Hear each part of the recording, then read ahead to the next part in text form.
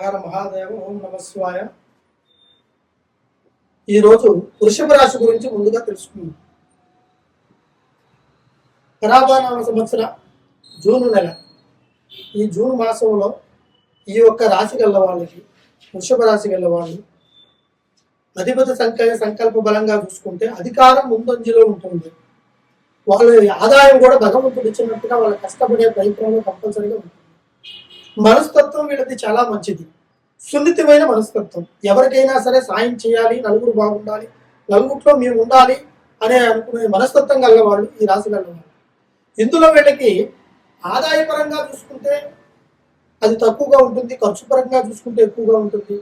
కానీ కాకపోతే కొద్దిగా మానసికంగా అయిన కొన్ని ఇబ్బందులు కుటుంబంలో పడుతుంటారు, కొన్ని వృత్తిపరంగా పడుతుంటారు. ఆదాయం పెద్ద చేతికి కనిపించదు. ఆదాయం కనిపించకపోయినా వాళ్ళు పడే కష్టం మాత్రానికి ప్రతి ఒక్క దాంట్లో ఒక అర్థం ఉంటుంది.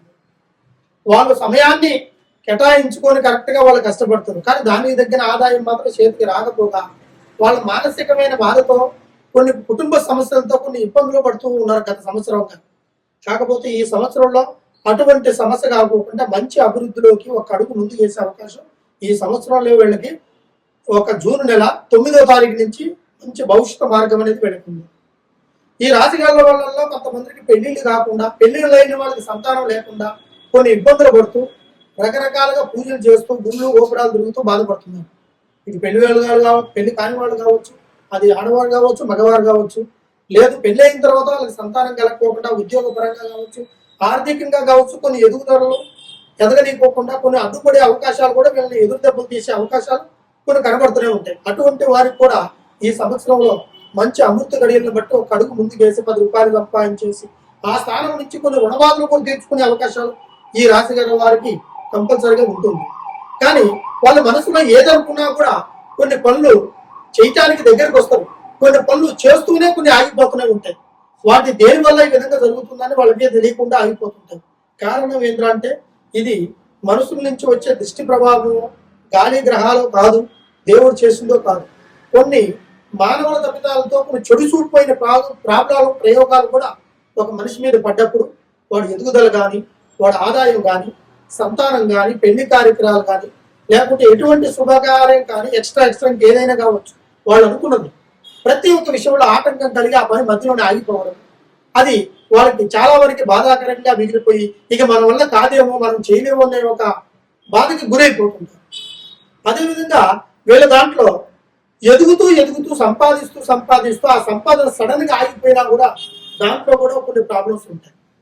వ్యాపారం చేసే వాళ్ళకు కూడా వ్యాపారం జరుగుతూ మంచిగా 10 మందిలో మంచి అలంకరంగా జరుగుతున్న ఒక సంకల్పమైన సంపద కూడా సడన్ గా ఆగిపోయే అవకాశాలు కూడా కొన్ని ఉంటాయి.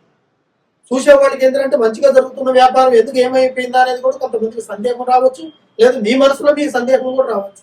కానీ దీనికి ఏంటంటే ఏదో ఒక కారణం అనేది ఖచ్చితంగా ఉండే ఉంటుంది. ఆ కారణం గ్రహస్థితుల నుంచి రావచ్చు, లేకుంటే బయట వ్యక్తుల నుంచి రావచ్చు, లేకుంటే వ్యక్తిగతంగా మనిషి చూపు పెట్టి కావాలని వ్యాపారాన్ని జరగనీయకోకుండా చేసే అవకాశాలు కావచ్చు, లేదా బిజినెస్ పరంగా కావచ్చు, ఉద్యోగ పరంగా కావచ్చు, మనిషిని మానసికంగా ఒత్తిడిలోకి తీసుకెళ్లి వాళ్ళ ఆలోచనని ఏకాగ్రతను కోల్పోయేలాగా చేసే ఒక సంకల్పమైన వ్యక్తులు కొంతమంది ఉంటారు. వాటి నుంచి ఎటువంటి ఎఫెక్ట్ జరిగినా కూడా మీకు ఇటువంటి సమస్యలు ఖచ్చితంగా మీకు ఎదురుపడుతూనే ఉంటాయి. అదేవిధంగా మీ ఎదుగుదలలో సంపాదించుకుని బాగా బతుకుతుంటే ఏడుస్తూ వారవలేని వాళ్ళు చాలా మంది ఉంటారు. కుటుంబం ఐక్యతగా ఉంటే ఈ కుటుంబం చిల్లరగా కాలేదు, కుటుంబం విడిపోలేదు అనుకునే కొంతమంది ఉంటారు. ఇలాగా ఎవరిని మనం ఏ విధంగా నమ్మడానికి వీల్లేదు. మన అనుకునే వాళ్ళే ఈ రోజు మనల్ని ఎన్నుకోటి పొడిచేయడానికి అవకాశాలు 100% ఉంది. ఇప్పుడున్న జనరేషన్లో కొంతమంది ఇలాంటివన్నీ ఉండొచ్చా, ఉంటాయా అనే నమ్మకాలు కూడా, మూఢ నమ్మకాలు కొంతమంది నమ్ముతుంటారు. ఇప్పుడు సూర్యుడు ఉదయించేది ఎంత నిజమో అస్తమించేది కూడా అంతే నిజం. అదేవిధంగా దేవుడు ఉన్నదనేది ఎంత నిజమో కొన్ని గ్రహశక్తులు, కొన్ని గ్రహాలు, కొన్ని దుష్ట శక్తులైన ఒక మంత్ర ప్రయోగాలు చేసే వ్యక్తులు కూడా ఉంటారు అనేది మనం ఖచ్చితంగా నమ్మాలి. ఎందువల్ల అంటే ఇలాంటి జనరేషన్ లో కూడా ఉంటుందా అనుకుని కొంతమంది కొన్ని విభేదాలుగా బాధపడుతుంటారు. అలాంటి ఏమి లేదని మూర్ఖత్వంగా వాటిని పట్టించుకోకుండా వదిలేసుకుంటూ పోతుంటారు. ఇలాంటి వాళ్ళకు కూడా కొన్ని సమస్యలు జరుగుతాయి. అవి ఎలా ఉంటాయంటే ఆరోగ్యపరంగా జరుగుతుంది, వ్యాపార పరంలో చేసే వాళ్ళకి నష్టము జరుగుతుంది. తర్వాత కుటుంబంలో ఐక్యతా బలం, భార్య భర్తలు కావచ్చు, కుటుంబంలో ఒకరికి ఏదో ఒక సమస్యలు ఏర్పడి వాళ్ళు భార్య భర్తల మధ్యలో దూరం అయిపోయే అవకాశం కూడా ఉంటుంది. ఇట్లా కొంతమంది కొన్ని రకాలుగా చేస్తుంటారు. అవి కంటికి కనిపించవు. ఇది రోగమో జబ్బో కాదు, గాలి నుంచి వచ్చినది కాదు. మనసును పెట్టుకొని చేసే ఒక చెడు ప్రక్రియలోనే ఈ ప్రభావం జరిగి ఆ వ్యక్తి ఎదుగుదల ఆఫ్ చేయడానికి 100% ఇది కారణం అవుతుంది.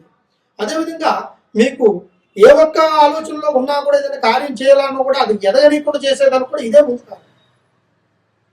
రెండోది ఏంటంటే మీరు మనవాడు కదానే మనం అన్ని విషయాలు ముందుగా చెప్పుకుంటాం. మనకు కావాల్సిన వాళ్ళు మన బంధుమిత్రులు, మన శ్రేయాభిలాషి, మనం మంచి కోరుకునే వాళ్ళు అనుకుంటాం.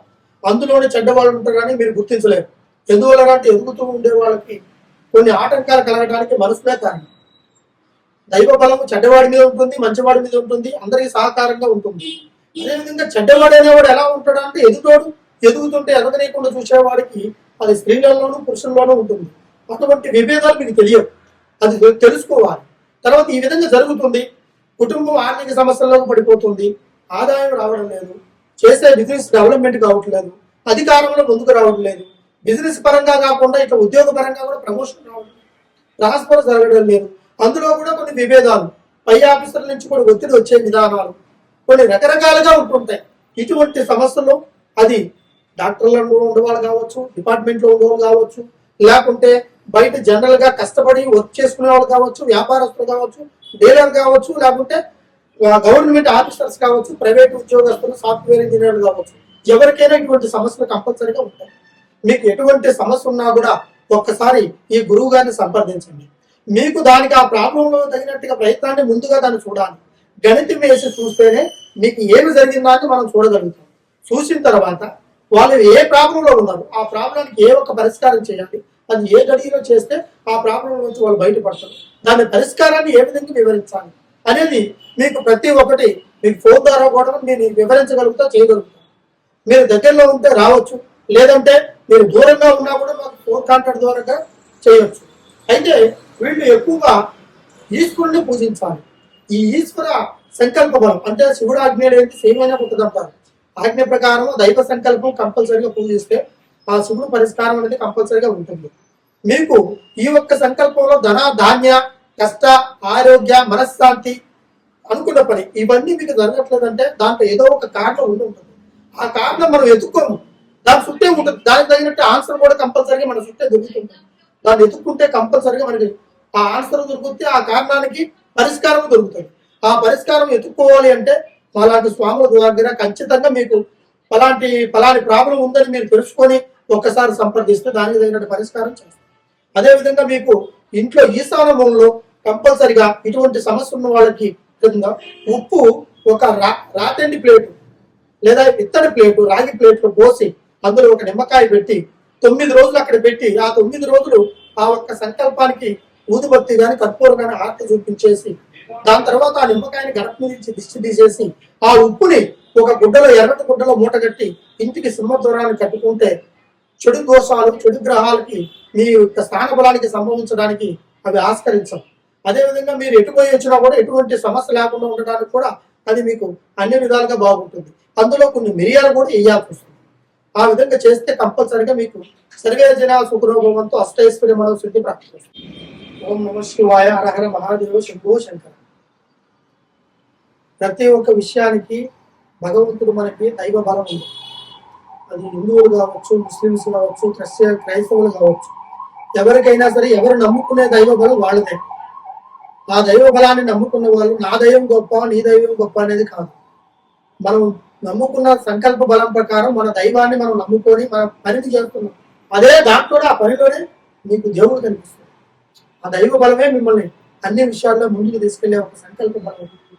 అయితే దీంతో పాటు ధనాన్ని కూడా మనకి ముఖ్యం కారణం. ధనం అనేది ప్రతి ఒక్క మనిషికి ఇంపార్టెంట్. ధనం లేని ఈ రోజు ఏ ఒక్క కార్యాన్ని మనం చేయలేం. అదేవిధంగా ధనం సంపాదించి దానిని మిగలబెట్టుకునేది కొంతమందికి తెలియక కొన్ని ఇబ్బందులు పడుతుంది, కొన్ని కష్టాల పాలవుతున్నారు, కొన్ని అప్పుల పాలవుతున్నారు. కొంతమంది అయితే ఉన్నది బాగొట్టుకొని లేని దాని గురించి ఎదుర్కొంటూ తిరుగుతున్నారు. ఇలాంటి వాళ్ళకి ధన సంకల్పం గురించి ధన వశీకరణ, జన వశీకరణ, తర్వాత అదృష్ట వశీకరణమైన ఒక సంజీవులు ఉంటాయి. వాటిని మనం భద్రాచలం అడవుల్లో కానీ, తర్వాత గృహ సంకల్పంలో కానీ, శ్రీశైలంలో కానీ ఇలాంటి కొన్ని సంజీవులు మనకి దొరుకుతాయి. అలాంటివి మనం తెప్పించేసి ఆ 3 సంజీవులు మనకి ప్రతి ఒక్క మానవుడికి ఇంపార్టెంట్. ఆ 3 సంజీవుల్ని ఒక నల్లగుడ్డలో పసుపు కుంకుమ వేసి అందులో 3 తెల్లటి గవ్వలేసి ఈ 3 ఒక సంజీవులు అందులో పెట్టి మనం బీరువాలో పెట్టుకుంటే ధన సంకల్పం, తర్వాత మీరు అనుకున్నట్టుగా జనాకర్షణ, తర్వాత మీరు ఏ కార్యం చేసినా ఆ ధనం మీకు నిలబడిపోయి ఆ కార్యాన్ని సిద్ధిపడేలాగా చేసేదే ఈ ధన వశీకరణ సంకల్ప బలం. ఇది మీరు ఖచ్చితంగా మీరు సంపాదించుకొని మీరు తెచ్చిపెట్టుకుంటే మీకు మంచిది.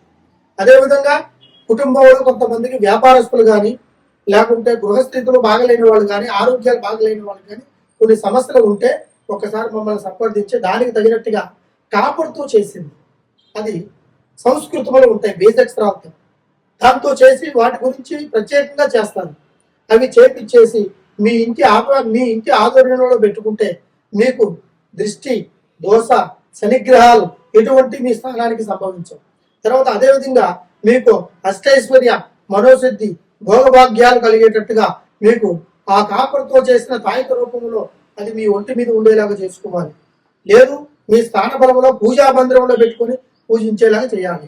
కంపల్సరిగా ఇలాంటివి చేస్తే మీకు ఆయురారోగ్యం, అష్టైశ్వర్యం, మనోసిద్ధి, కుటుంబము, ధనధాన్యము, అప్పుల బాధలు తీరిపోయి ఆ భగవంతుడు మీకు అన్ని విధాలుగా మీరు నమ్ముకున్న దేవుడు మీకు ఎన్నెనకాల నిలబడి ముందు దారి చూపించేలాగా నేను మంచి పరిష్కారాన్ని అందిస్తాను.